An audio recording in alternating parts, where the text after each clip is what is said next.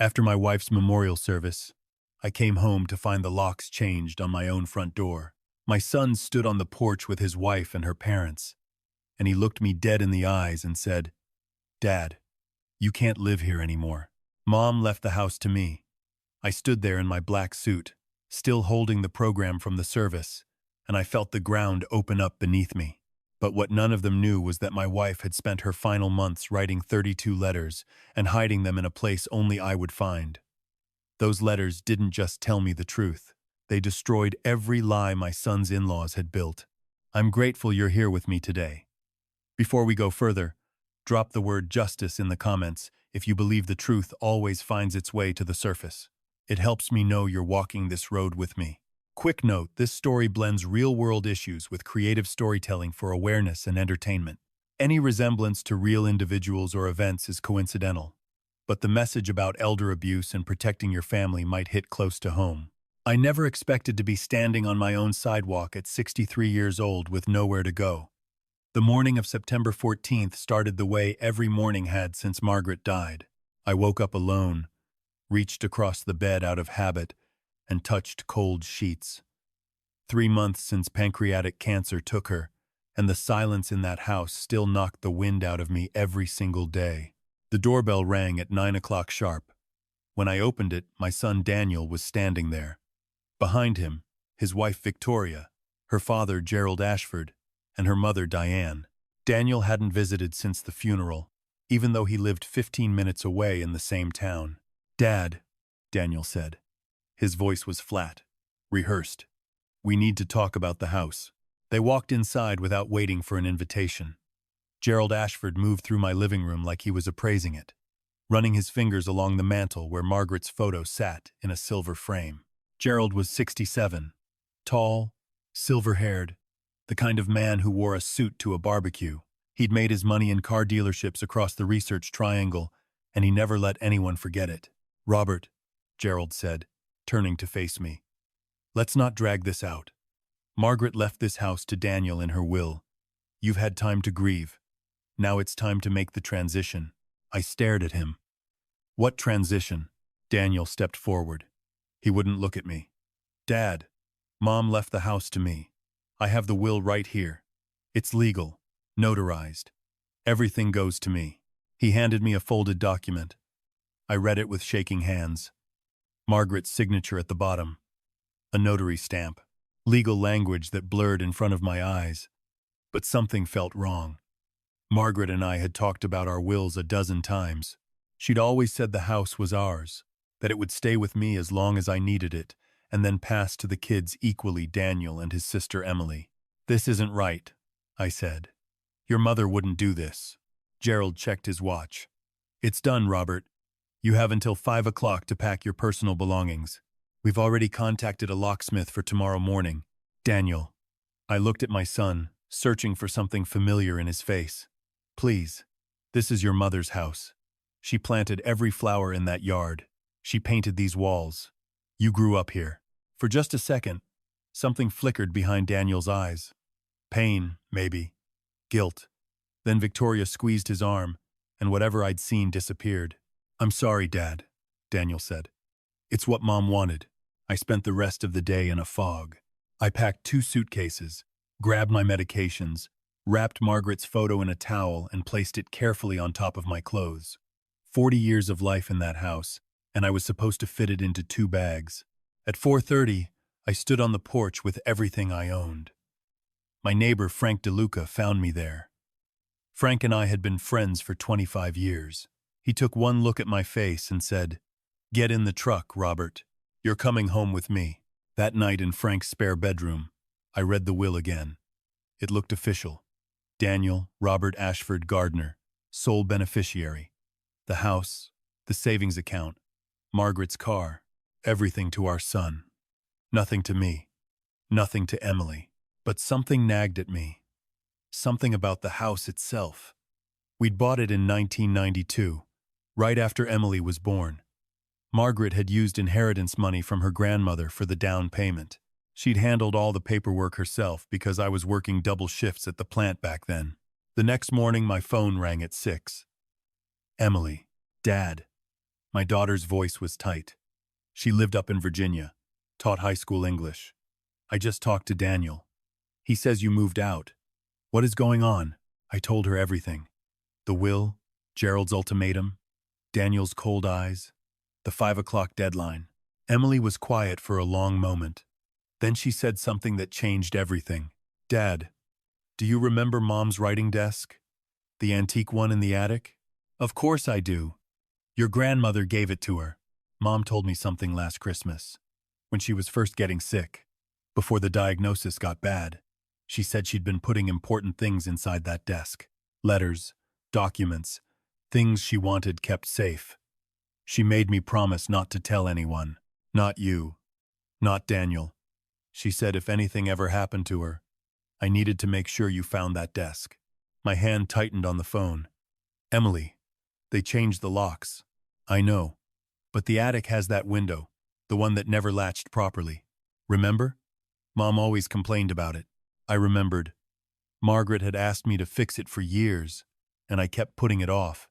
Now that broken latch might save everything. I'm driving down tonight, Emily said. We're getting into that attic.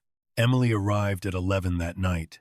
She looked like Margaret, same auburn hair, same determined jaw, same fire in her eyes when she'd made up her mind about something. She hugged me so hard, I almost broke down right there in Frank's driveway. We waited until 2 in the morning. Daniel and Victoria's cars were gone from the driveway. Frank drove us over and kept the engine running while Emily and I crept around back. The attic window was exactly where Margaret had left it unlatched, just barely wide enough for Emily to squeeze through. She climbed the old oak tree, the way she had as a teenager, and disappeared inside. 5 minutes later, she opened the back door from the inside. The attic smelled like dust and Margaret's lavender sachets. Her writing desk sat in the corner, an antique roll top her grandmother had brought from Ireland. I'd carried it up here 15 years ago when Margaret said she needed a quiet place to think. Emily pulled open the roll top. Inside, everything was organized with Margaret's careful precision. 32 sealed envelopes, each one numbered and dated. A manila folder marked House Original. A smaller folder marked Trust 2024. And a leather journal with Margaret's handwriting on the cover that said, For Robert. When the time comes. I opened the house folder first. Inside was the original deed from 1992. The property was titled solely in Margaret's maiden name, Margaret Ellen Callahan, not Gardner. She'd bought the house in her name alone 32 years ago, and she'd never changed it. The trust folder made my knees go weak. It contained an irrevocable living trust, dated January 15th, 2024, 8 months before Margaret died. The trust placed the house under the management of an attorney named Patricia Okafor. Beneficiary: me, Robert James Gardner. The house was protected for my use for the rest of my life. The children would inherit equally after I passed, but nobody could force a sale or remove me. It was airtight. Then I opened the journal. Margaret's handwriting filled the first page. My dearest Robert, if you're reading this, then I'm gone and something has gone terribly wrong. I pray you found these letters before Gerald got what he wanted. I'm so sorry I couldn't tell you everything while I was still here. There wasn't time, and I was afraid you'd confront them before I was ready. Gerald Ashford is not who he pretends to be. His dealerships are failing. He owes nearly $3 million to creditors and lenders. Our house, our home of 30 years, is worth over $1 million now, and he wants it. He's been grooming Daniel for 2 years, isolating him, controlling him through Victoria. Our son is not a villain, Robert. He's a hostage. Whatever he's done, remember that. He's still our boy. I've left you everything you need. The trust protects the house. Patricia Okafor is a good woman. I've known her since our days volunteering at the women's shelter. She knows everything. Call her. The letters will explain the rest. Read them in order. And Robert, forgive Daniel. He needs his father now more than ever, even if he doesn't know it. All my love. Forever. Margaret. I couldn't breathe. Emily put her arm around me and we sat in that dusty attic, holding Margaret's words, understanding for the first time what our wife and mother had done. She'd spent her last months preparing for war. We took everything, the letters, the folders, the journal, and slipped back out through the window. By 4 in the morning, we were at Frank's kitchen table, reading. The 32 letters were Margaret's masterpiece. She'd written them over 6 months, from January through June of 2024, each one documenting specific conversations she'd overheard, threats Gerald had made, manipulations she'd witnessed. She dated every letter, noted who was present, quoted exact words. It was meticulous. It was devastating. Letter number 1, dated January 3rd, described Gerald visiting the house while I was at my part-time job at the hardware store. Margaret had been resting in the bedroom when she heard him in the living room, talking on the phone. She wrote down everything he said. The old man works Tuesdays and Thursdays. House is empty except for the wife, and she's too sick to notice. Place is worth at least $1 million, maybe more with the land. This is our way out, Frank. $3 million in the hole, and this property is sitting right there. Letter number 4, dated January 28th, documented a conversation between Gerald and Victoria in Margaret's own kitchen. They hadn't known she was awake upstairs.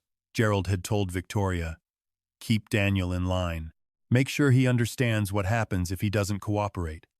His name is on 2 of my loans as co-signer. If I go down, he goes down with me." Letter number 11 was the one that made Emily cry.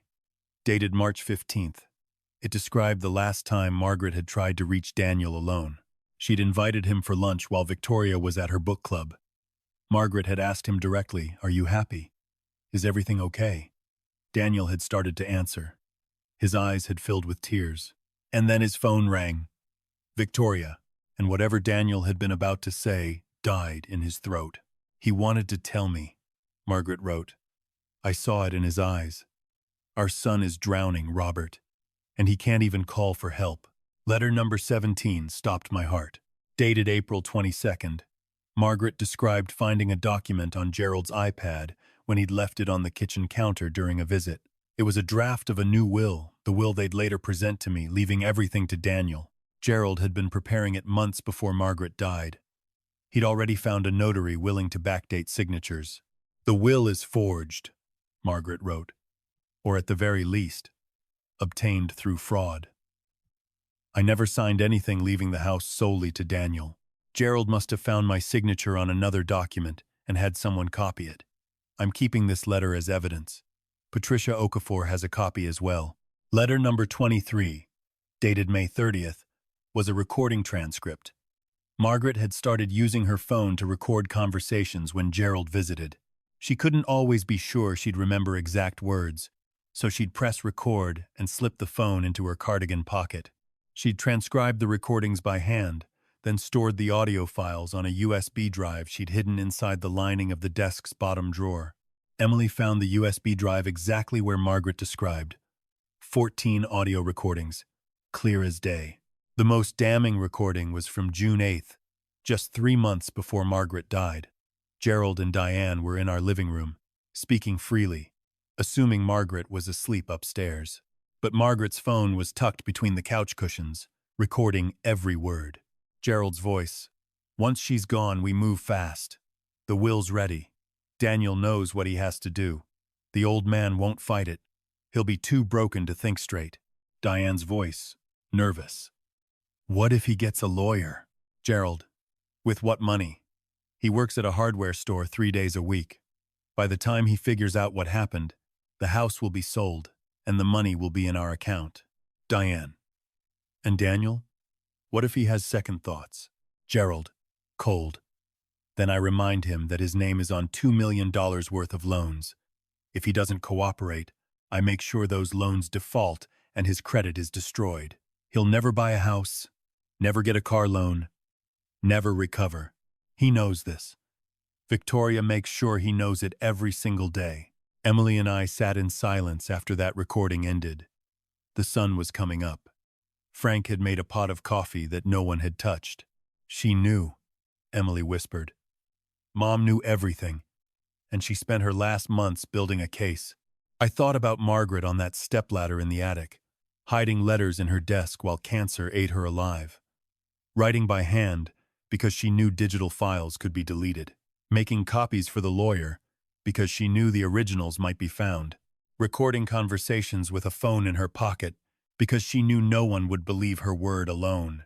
Margaret had always been the careful one. Even dying, she was 3 steps ahead. Patricia Okafor agreed to meet us that afternoon. She was in her late 50s, sharp-eyed, no nonsense, with a wall full of degrees and a reputation for winning impossible cases. Her office smelled like coffee and leather. "I've been waiting for this call," she said. "Margaret told me someone would try to challenge the trust. I just didn't expect them to forge a will." She reviewed everything: the letters, the journal, the recordings, the trust documents, the original deed. When she finished, she leaned back in her chair.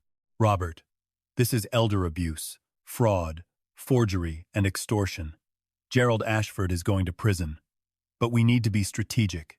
If we move too fast, he might destroy evidence or pressure Daniel further." "What do we do?" I asked. Patricia looked at me with an expression I recognized. The same expression Margaret used to get when she had a plan. "We wait for the right moment," she said. "And then we take them apart in front of everyone they've ever tried to impress."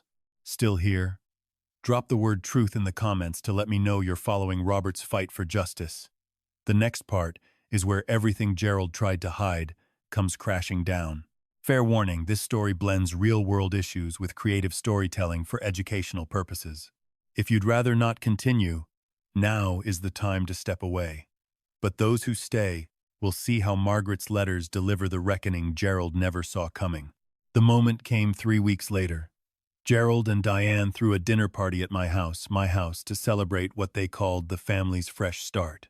40 guests, catered food, a string quartet in the living room where Margaret used to read her novels. They even sent me an invitation, hand-delivered to Frank's house, gold-embossed lettering. "You are cordially invited to celebrate new beginnings. Kenneth wants you there so he can gloat," Emily said, her face tight with anger. "Good," Patricia replied when I called her. "We'll give him an audience." We spent those 3 weeks preparing. Patricia filed preliminary motions with the court. Emily organized every letter, every recording, every document into a timeline. I met with Detective Angela Reeves from the Durham County Sheriff's Office, a woman in her 40s who specialized in financial crimes against the elderly. She listened to the recordings, read the letters, and said quietly, "Mr. Gardner, your wife was one of the bravest people I've never met." The evening of the dinner party, I put on the suit Margaret had bought me for our 40th anniversary. Emily wore a simple black dress. We looked like we were attending a funeral. In a way, we were Gerald Ashford's funeral. We arrived at 7:15. The house was full of Gerald's people, wealthy, well-dressed, performative. They milled around my living room holding champagne glasses, admiring the new furniture Diane had brought in to replace ours. Margaret's curtains were gone. Her photos were gone. 30 years erased in 3 weeks. Gerald spotted me from across the room. His face flickered with surprise before he recovered, crossing toward us with a practiced smile. "Robert, I didn't think you'd actually come." "You invited me," I said. I didn't shake his hand. His eyes moved to Emily, then to Patricia Okafor standing behind us. "You brought a lawyer to a dinner party?" "We have some things to discuss," Patricia said. "Legal things." Gerald's smile tightened. "Not here, not now." "Here," I said. "Now." I saw Daniel in the corner. Victoria had her hand on his arm, her fingers digging in. My son looked thin, exhausted, trapped. When our eyes met, he looked away immediately. But not before I saw what was there, shame so deep it had hollowed him out. Gerald clinked his glass. "Everyone, if I could have your attention." He raised his voice, commanding the room the way he always did. "Thank you all for coming tonight. This house represents a wonderful new chapter for our family." He gestured at the walls, the crown molding, the hardwood floors Margaret and I had refinished ourselves in 1998. My late daughter-in-law, Margaret, rest her soul, wanted this home to stay in the family.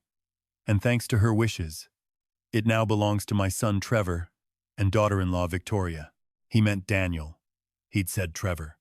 His own son-in-law's name was Daniel, and Gerald had gotten it wrong because to Gerald, my son had never been a person, just a tool. Actually, I said, stepping forward, let's talk about who this house really belongs to. The room went quiet. I pulled the original deed from my jacket.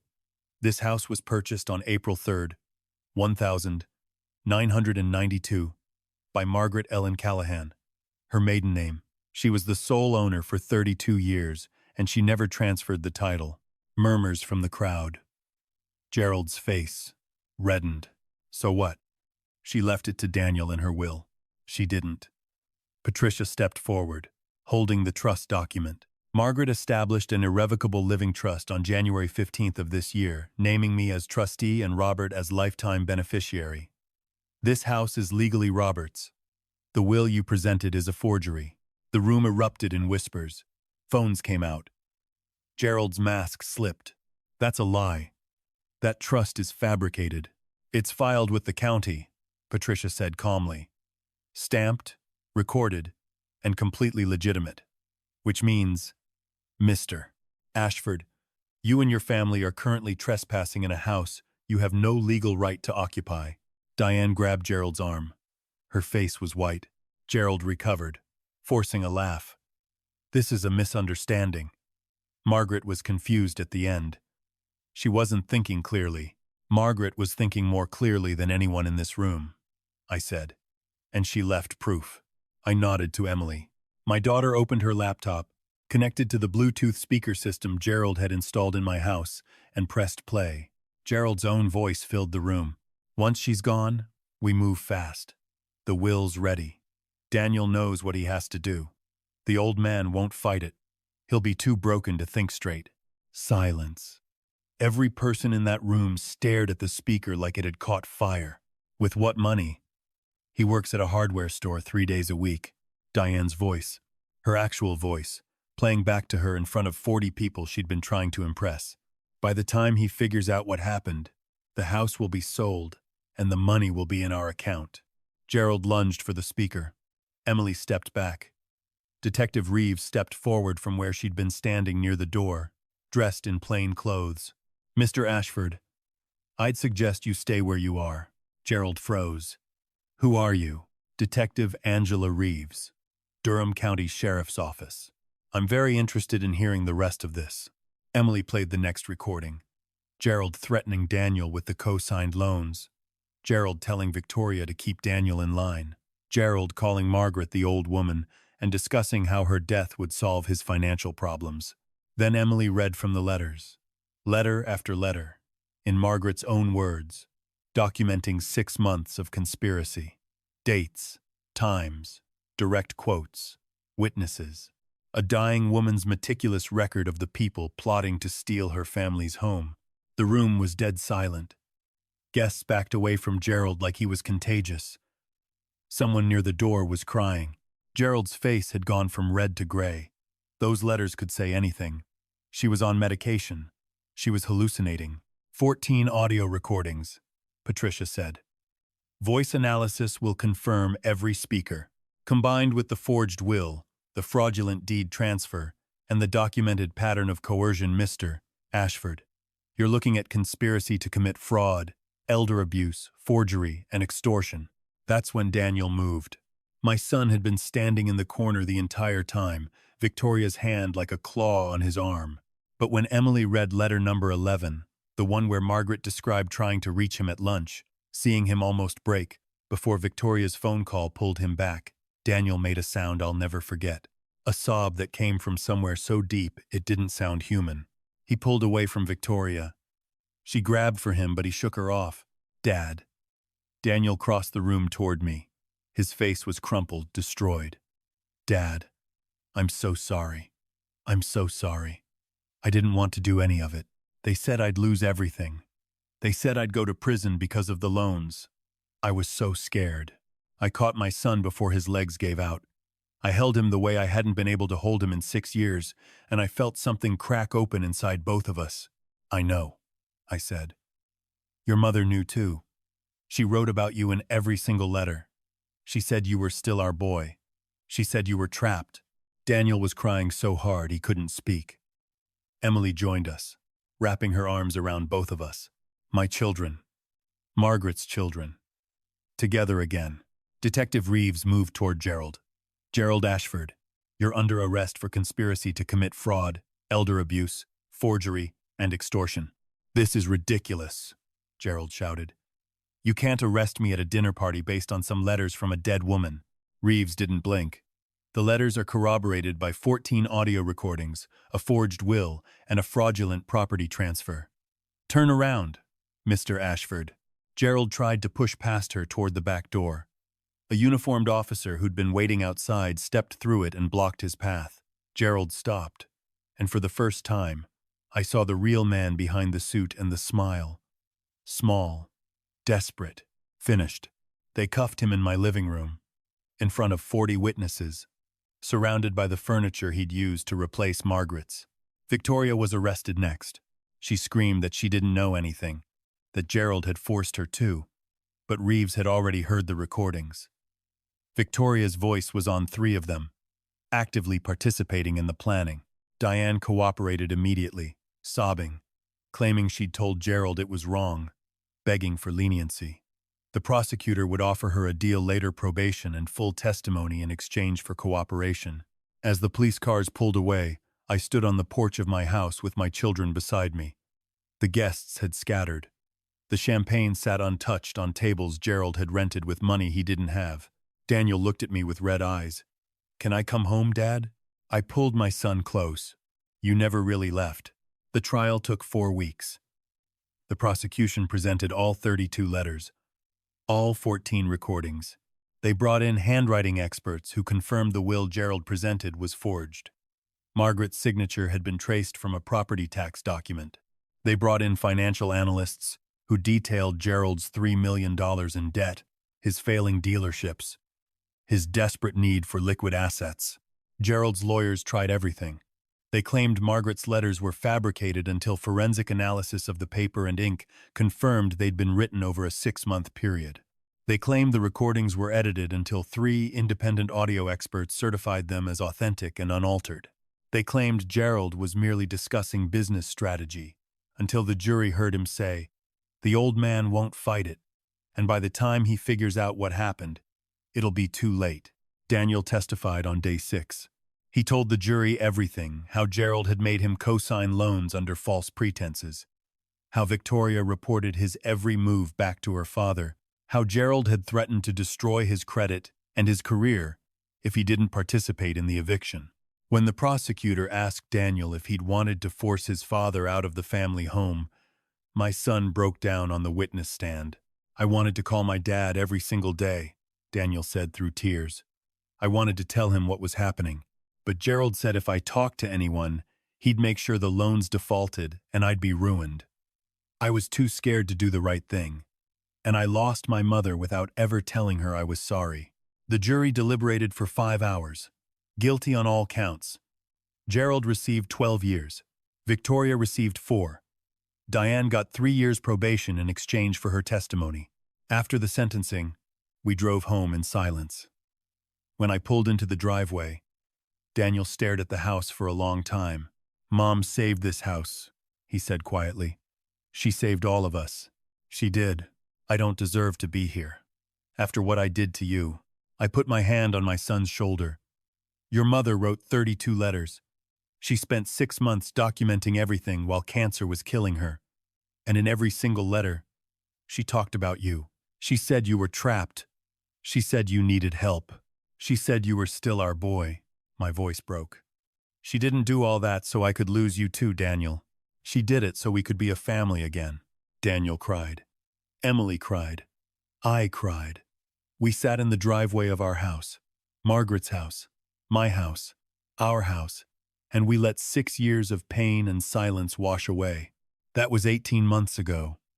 Today, I'm standing in front of a small office on Main Street with a sign that reads, "The Margaret Gardner Resource Center for Elder Abuse Survivors."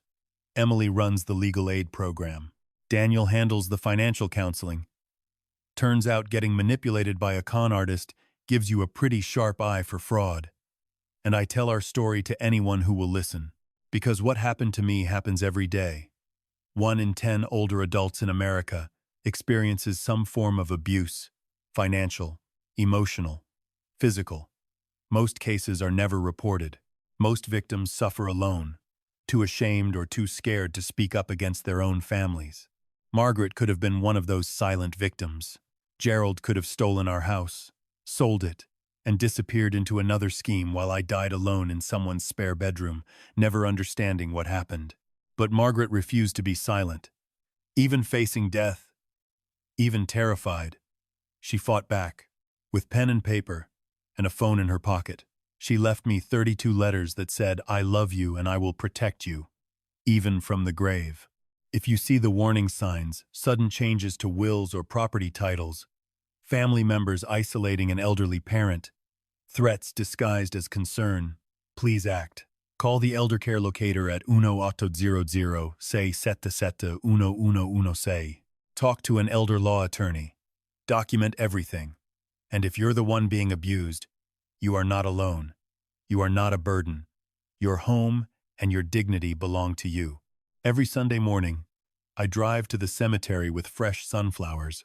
Margaret's headstone is simple: her name, her dates, and the words we chose together years ago when we thought we had all the time in the world.